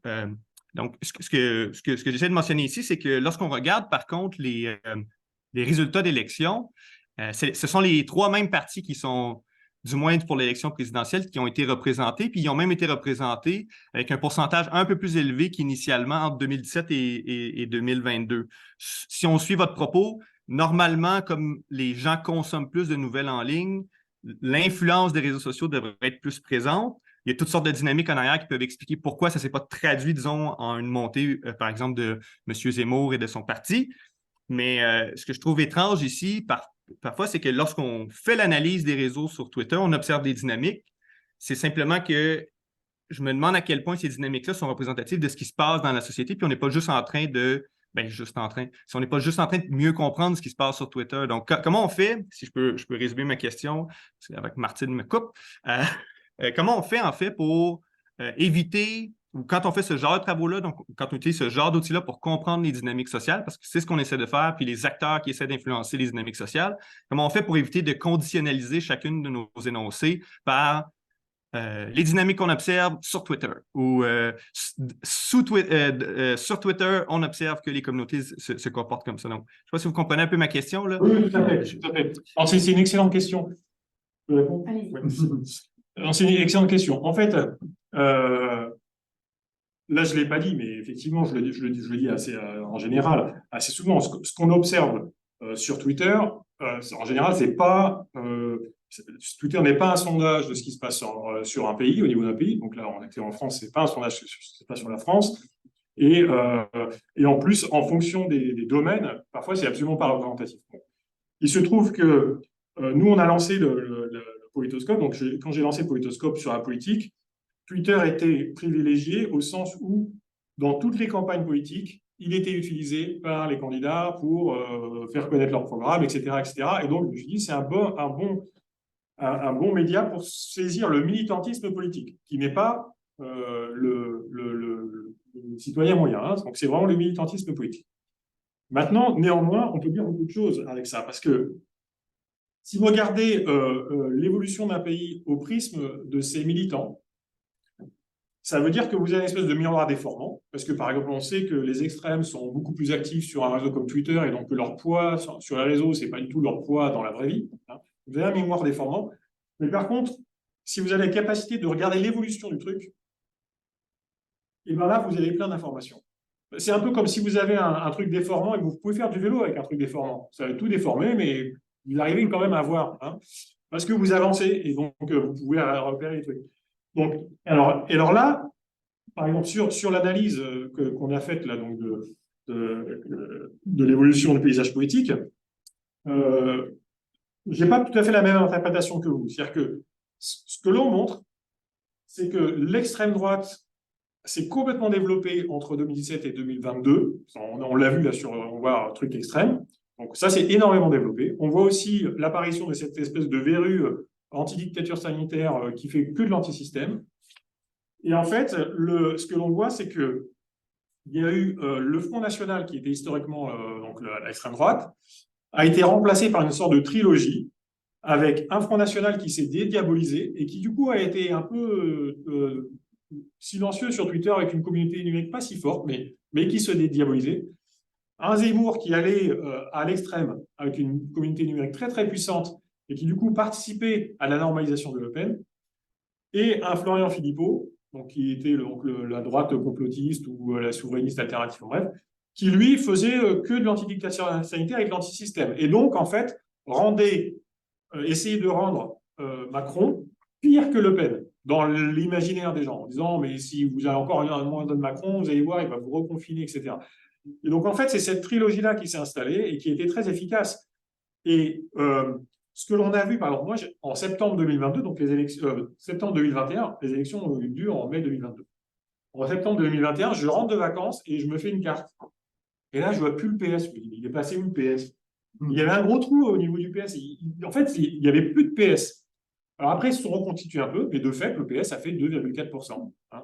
Et alors que c'était le principal parti de gauche en France jusqu'en 2017. De même, LR, ils ont chuté, ils sont complètement effilochés dans le politoscope, et ils ont fait moins de 5%, donc ils ne sont pas fait rembourser leur prêt de campagne. À l'inverse, Éric Zemmour, qui avait, effectivement, en termes de volume, il avait une présence démesurée sur Twitter. Mais si vous regardez la dynamique, il a commencé 6 mois avant avec rien, et il a énormément grossi. Ça veut dire qu'en fait, il allait faire un score plus élevé, plutôt honorable. Et après, les gens disent, ouais, mais il a fait que 9%. En fait, 9%, c'est mieux que le PS plus le LR réuni. C'est énorme, en fait, 9%. Il s'est fait rembourser ses frais de campagne. Il était sur le même créneau que Marine Le Pen. Donc, en fait, ils ont été en concurrence. Il a quand même réussi à faire 9%. Donc, évidemment, son poids en numérique n'a rien à voir avec son poids dans les urnes. Mais sa dynamique numérique montre bien qu'il a réussi à mettre le pied dans la porte à l'endroit où tout le monde le prenait pour un guignol 6 mois avant. Et donc c'est pour ça. Donc, il faut, quand on regarde les trucs sur Twitter ou sur un média comme ça, il faut d'abord se demander, est-ce que c'est effectivement un endroit où les gens s'expriment sur ce sujet-là? Donc, pour la politique, la réponse était oui. Et ensuite, regardez les dynamiques. Parce que c'est les dynamiques, en fait, qui sont informatives, pas tellement le côté statique, quoi. Et quand on a aussi des changements de structure, comme par exemple l'existence d'un trait d'union fait par la chambre, enfin la communauté numérique anti-vax, qui était devenue la plus forte communauté numérique quasiment quand Twitter s'est arrêté. Hein. Donc il a fait trait d'union entre l'extrême gauche et l'extrême droite. Ça a aussi une signification. Notamment, c'est cette communauté qui maintenant pousse le dénialisme climatique. C'est cette communauté qui a augmenté le taux d'abstention chez les LFI, parce qu'en fait, elle a servi de passerelle, et ça, on l'a montré, à tout un ensemble de trucs qui disaient ni Macron ni Le Pen, etc. C'est-à-dire que l'extrême droite ont fait de la suppression d'électeurs dans l'entre-deux tours. Comme ils savaient que LFI n'irait jamais voter Le Pen, ils ont plutôt essayé de faire une campagne en disant ni Macron ni Le Pen, ce sont tous les deux des horribles personnages, ne votez pour aucun des deux. Comme ça, on baisse le score de Macron. Donc voilà, pour résumer, il faut déjà se poser la question, après il faut regarder la dynamique, et là, on peut avoir vraiment beaucoup d'infos. Merci Kevin, excuse-moi, j'avais oublié de vous donner la parole en premier. Alors, on arrive au terme, mais on va quand même étirer un peu la séance pour permettre aux personnes qui sont ici dans la salle ou bien en ligne de poser des questions. Donc, y a-t-il questions, commentaires ici? Ou bien en ligne, sinon moi j'en ai. Mais vas-y. Aussi. Écoute, merci beaucoup, David. Je pense que la leçon qu'on a à tirer de ta présentation, c'est qu'il faut immédiatement que tu lances le maximum de robots pour faire la leçon de toi. On y va. C'est ce qui a fait preuve. Il faut que tu passes. Il faudrait qu'on passe pour toi. Alors, en fait, c'est plus sérieusement, j'ai une question sur le debunking. Ouais. Est-ce que ça sert à quelque chose ou pas? Parce qu'en fait, tu montres qu'il y a des sortes de chambres, en fait.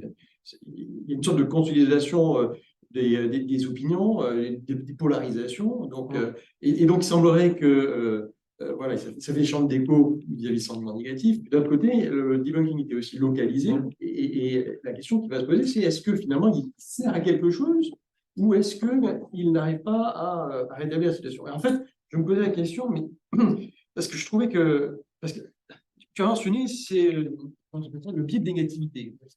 Et en fait, on pourrait dire, mais attends, le biais de négativité pourrait jouer là en faveur du debunking, puisque le debunking dit que les autres ont tort.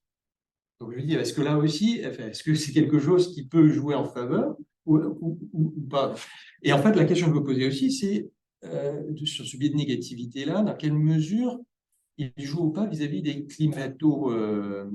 pas les climato-sceptiques, les pro-climat, qui disent des choses en fait très alarmantes. Les températures augmentent, on va à la catastrophe, etc. Ça, pour moi, ça devrait faire partie contribuer à ce biais de négativité, et donc ça devrait favoriser le pro-climat plutôt que l'anti. Alors, c'est tout pour moi. Alors, pour ce qui est le debunking, etc., je pense qu'il y a une vraie question de l'efficacité réelle du debunking. Il y a plein des études qui ont testé, regardé, qui ont vu que ce n'était pas forcément aussi efficace qu'on le pensait. Ça ne veut pas dire que c'est inutile, parce que c'est toujours bien d'avoir un peu des références, et même à des points de vue pédagogiques. Alors à l'école, au cours des élèves, en priorité, vous allez voir ces répertoires de journalistes. Donc, d'un point de vue pédagogique, c'est intéressant. Maintenant, ce n'est pas forcément tellement efficace pour des populations qui, elles, sont déjà dans leur terrier de lapin et qui sont déjà à penser que de toute façon, tout le monde ment et que quand on veut vous débunker, c'est qu'en fait, on veut vous manipuler. Donc ça veut dire surtout que le debunking n'est pas suffisant. Il y a eu énormément de moyens qui ont été faits sur des debunkings. Il y a eu plein d'équipes, l'Europe a lancé plein de trucs. C'est pas ça qu'il faut faire. C'est pas suffisant. Dans le livre, il y a plein de pistes, mais notamment, il faut impérativement réfléchir à ces espaces numériques. Est-ce qu'il faut en faire des nouveaux? Est-ce que ça doit être un bien public, etc. C'est ça les vraies questions. Pas seulement. Parce qu'en fait, quand on fait du debunking, en gros, ça veut dire quoi? C'est-à-dire que vous travaillez pour le compte de Facebook gratuitement à améliorer sa plateforme. Et lui, il ne vous paye pas. Donc en fait, c'est ça le debunking. Donc ça, c'est une première chose. Après, savoir si des trucs comme le biais de négativité favorisent les climato-sceptiques ou les pro-climat, etc., où il y a certainement plein d'effets de courant un peu dans tous les sens, mais les climato-sceptiques vont vous dire ils veulent vous manipuler, ils veulent vous contrôler, ils vont rentier, ils vont dire oui, d'accord, eux, ils vont vous dire vous inquiétez pas, ça n'existe pas. Donc, d'une certaine manière, ça permet d'évacuer l'angoisse. Donc, on a l'angoisse, on s'y intéresse, et d'un autre côté, on évacue l'angoisse, donc il y a une espèce de bonne conscience. Et puis, ils vont jouer sur le fait, ils vont jouer aussi là-dessus. Ils vont dire, on va vous enfermer à 15 minutes de chez vous parce qu'on va faire la ville à 15 minutes, etc. Donc, et on a pu mesurer que les communautés climato-sceptiques étaient quasiment 3 fois plus négatives dans leur manière de s'expression. Enfin, il y avait 3 fois plus de tweets négatifs que à côté. Donc en fait, elles utilisent à fond ce truc-là. Elles sont à fond sur ce biais-là. Oui, ouais. Ok, j'avais juste une question. C'est parce que vous parlez toujours de ceux qui sont pour le climat et d'autres qui sont plus sceptiques par rapport aux questions climatiques. Mais est-ce que vous avez travaillé sur des thèmes qui sont pas noir et blanc, mais plutôt avec des zones grises, par exemple, des gens qui, quand on va aborder des questions de santé, des gens qui vont peut-être croire ou qui vont défendre certaines méthodes alternatives pour traiter certaines maladies, mais qui ne vont pas être classé comme étant complotiste ou contre la science, ce genre de choses. Est-ce que vous avez fait des analyses dans ce sens-là? Si le logiciel que vous avez utilisé, justement, permet d'identifier ces zones grises dans certains sujets. Alors, en fait, le débat naturel, c'est un débat multipolaire, en tout cas en France. Vous prenez n'importe quelle question, vous avez plein de variantes en fonction des orientations politiques. Et même pour le climat, par exemple, le climat est assez polarisé, mais en France, côté pro-climat, il y a tous ceux qui sont ce qu'on appelle pro-sobriété, donc qui sont alignés un peu avec les recommandations du GIEC, et il y a un groupe qu'on a appelé technosolutionnistes, qui lui dit oui, il y a un problème avec le climat, oui, c'est d'origine humaine, mais vous inquiétez pas, on a le nucléaire, ça sert à rien de se serrer la ceinture, ou en tout cas, il ne faut pas se serrer autant la ceinture que ce que l'on dit. Donc, déjà, dans ces trucs-là, il y a des nuances, mais de manière générale, vous prenez n'importe quel thème, il y a souvent des nuances. Mais ce qui se passe, c'est que, et ça c'est vraiment que je documente dans les livres, c'est que c'est une stratégie pour certains acteurs de créer de la polarisation. C'est-à-dire de faire croire qu'il n'y a que deux options. Donc, par exemple, sur le vaccin, pareil, sur le vaccin, il y aurait pu y avoir plein d'attitudes différentes, en disant c'est bon pour telle population mais pas pour telle autre, ou il y aurait plein de nuances à faire. Et d'ailleurs, a posteriori, on les fait. Mais sur le moment, c'était soit vous êtes pour le vaccin, soit vous êtes contre, et c'est d'abord les anti-vax qui cadraient le truc comme ça. Enfin, les anti-vax, les anti-dictatures sanitaires, parce qu'il y avait des gens qui étaient anti-vax et qui avaient d'autres raisons d'être anti-vax, mais les anti-dictatures sanitaires qui disaient on veut vous contrôler, etc., ils cadraient le débat comme ça. C'était soit tous ceux qui se sont vaccinés, qu'importe les raisons, c'est les gens qui vont être contaminés qui sont du côté du mal, et si vous voulez résister à ce mal-là, vous ne faites pas vacciner. Donc, et c'est vraiment une stratégie de ce type d'acteur de créer un truc polarisé, parce qu'une fois que vous avez créé un truc polarisé, et que vous faites le héros d'un des camps, et du coup, automatiquement, vous rapportez vous rapportez une audience, en fait, qui est souvent supérieure à celle que vous aviez initialement. Parce qu'il faut voir que, par exemple, la chambre anti-dictature sanitaire, DECO, avant, c'était Asselineau, qui était sur ce créneau-là, complotiste, etc.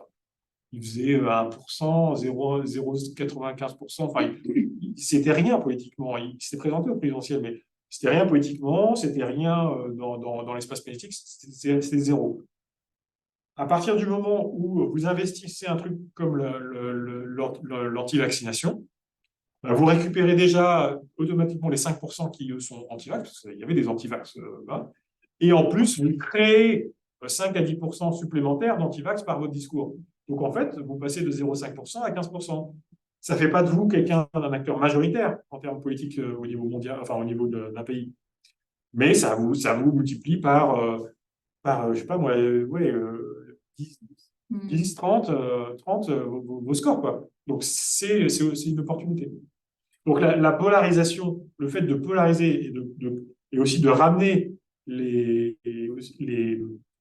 populations à s'intéresser à votre thème. Si vous avez, on peut Éric Zemmour, il fait que ça, il fait des polémiques autour du port du voile en faisant des montages et des faux trucs. Puis après, tout le monde parle de ça pendant une semaine, alors qu'il y a plein d'autres trucs importants.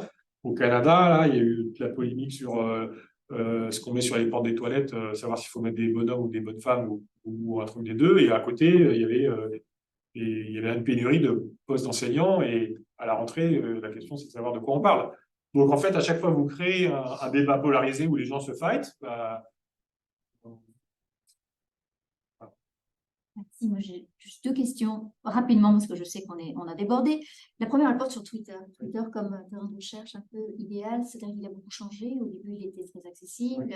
Et puis, vous montrez pour observer les comportements qui nous intéressent là au niveau politique, c'était vraiment... Enfin, beaucoup de monde ont investi Twitter parce qu'il y a vraiment cet accès. Qu'est-ce qu'il en est maintenant avec les rachats, etc. Et la deuxième question, c'est qu'est-ce qui se passe, comment dire, ce genre d'études, c'est vraiment très intéressant, je trouve, pour observer donc ce qui se passe en ligne, pour montrer comment la surenchère autour des fausses nouvelles, finalement, c'est beaucoup plus circonscrit. Mais je me demandais si vous vous intéressez avec le Politoscope au lien ou en tout cas à l'interaction hors ligne. Parce que ce qui se passe en ligne n'est pas étanche avec ce qui se passe en ligne. Alors, comment vous le prenez en compte? Alors, pour le premier cas, donc Twitter est en train de profondément se transformer suite à la prise de Musk. Déjà, en termes de recherche, c'est plus accessible, mais même nous, on a eu quand même une période où on a pu observer, il est resté accessible alors qu'il faisait ses transformations, et on a pu montrer qu'en fait, déjà, par exemple, le taux de négativité sur Twitter a augmenté de 50%. Beaucoup de gens sont partis de Twitter. En fait, c'est en train de devenir un observatoire d'extrême droite. Donc, mais le problème, c'est que, et on revient à ces côtés de dépendance en chemin, c'est que comme les hommes politiques, en gros les influenceurs, les hommes politiques, les journalistes, etc., se sont construits des communautés sur Twitter, les plus gros n'arrivent pas à partir. Parce qu'ils ne veulent pas se retrouver avec 10 000 suiveurs alors qu'ils en ont 300 000. Donc en fait, Twitter est en train c'est un peu comme un paquebot, il est en train de couler doucement, mais il est en train de faire plein de dégâts parce qu'en fait, il continue à ramener via ces influenceurs neutres, qui ne sont pas de bord, un peu de tous les bords politiques, il continue à ramener des utilisateurs sur cette plateforme qui en fait est une machine à lessiver les cerveaux. Nous, on l'a vu sur par exemple, le climat, c'est vraiment une machine à créer du climato-dénialisme. Et la deuxième raison pour laquelle c'est dangereux, Twitter, c'est la personnalité même de Musk, on aurait pu faire un passage dessus, mais c'est quelqu'un, c'est un des premiers patrons de la Silicon Valley qui assume, et le fait vraiment ouvertement, de prendre des positions politiques et d'utiliser son réseau pour influencer. Donc il a fait les Twitter Files pour attaquer les républicains, il s'exprime sur l'immigration en Allemagne, etc. Et il se met au cœur du réseau lui-même. Il a 160 millions de followers maintenant, c'est quand même énorme. Hein. Alors, il y a beaucoup de robots, certainement, mais c'est quand même beaucoup. Et donc, du coup, à chaque fois qu'il dit quelque chose, ça a un impact sur le réseau lui-même, parce que le réseau est conçu, en fait, autour de sa personne. Donc ça rend Musk vraiment dangereux. C'est quelqu'un qui, autant Epstein disait Google pourrait manipuler les élections s'il le voulait, autant là, on sait qu'il peut le faire, il va le faire. Parce qu'il a déjà fait, et puis il a déjà accédé aux demandes, par exemple, en Turquie, d'Erdogan, pour fermer des comptes de ses opposants en pleine campagne. Enfin, bon, donc, il le fait, donc il y a pas de... Donc ça, c'est un problème. Après, sur la question en ligne, hors ligne, donc ça, c'est vraiment, pour moi, c'est une question qui est hyper intéressante et qui est centrale méthodologiquement. C'est des choses, on a fait une feuille de route, par exemple, là, on a fait une feuille de route européenne sur les médias numériques. On l'a mis vraiment au cœur du truc, c'est-à-dire que maintenant, là, on voit un peu des effets collatéraux, on peut voir un peu comment s'articulent les choses, mais il n'y a pas de grandes études un peu aussi longitudinales pour voir comment s'articule en ligne et hors ligne. Alors, il y en a quelques-unes, hein, heureusement, mais ils sont intéressants, mais je pense qu'on pourrait vraiment aller plus loin. Et là, il y a vraiment des choses très, très intéressantes. Mais nous, pour l'instant, on n'a pas pu investir sur le terrain, en plus, on n'est pas d'armée sociologue ou de gens de terrain. Donc, mais c'est vraiment une question hyper intéressante. Et le en ligne va aussi évoluer. Enfin, on va discuter encore des heures, mais en tout cas, c'est effectivement une très bonne question. Merci. Ouais. Dernière question très rapide. Moi, je voulais juste m'interroger par rapport à la réglementation sur les réseaux sociaux. Oui. Cette société-là, aujourd'hui, il n'y a pas de frontières, il n'y a pas d'autorité. On est une société, on a des règles de vie, il y a des lois qui régissent les pays, mais sur cette toile-là, qu'est-ce que ça va devenir selon vous?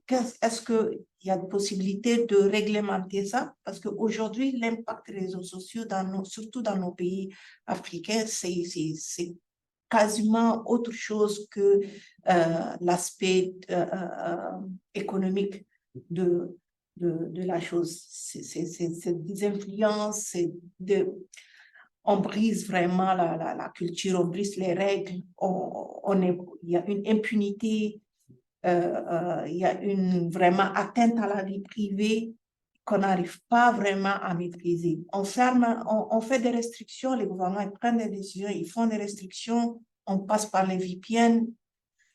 Donc, qu'est-ce que vous dites là-dessus? En fait, c'est le côté sans frontières des réseaux sociaux est constitutif d'Internet. Donc, la seule chose qu'on peut faire, c'est essayer de réguler les réseaux sociaux, comme essayer de le faire par exemple l'Europe, avec le DSA, DMA, notamment, essayer de contrôler un peu la machinerie algorithmique ou des choses comme ça. Maintenant, si vous voulez contrôler au niveau d'un niveau national, c'est que vous êtes obligé d'agir sur Internet. Et en fait, là, ça a plein d'effets secondaires qui sont pires que le fait d'arriver à contrôler ces réseaux.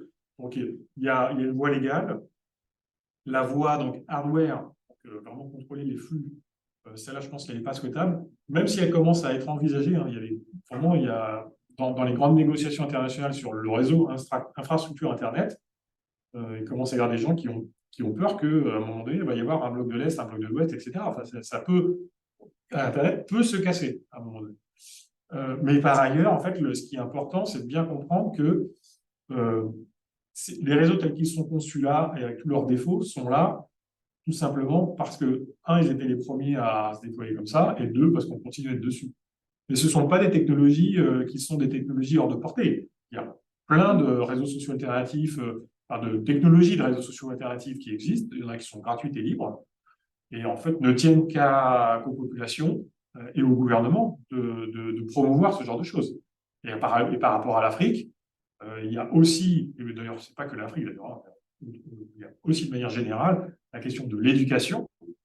C'est aussi, moi, c'était une motivation pour écrire ce livre, c'est que les gens se rendent compte de tout ça, si vous voulez. Parce qu'une fois qu'on se rend compte de tout ça, on peut commencer à passer à autre chose. On peut se dire, moi, je vais passer sur un autre réseau, où là, je connais les règles, et où il y a vraiment une question de sensibilisation à ce que c'est que le numérique et en quoi on peut être plus ou moins vulnérable. Merci beaucoup. Merci. Du coup, à notre présent, on va arrêter la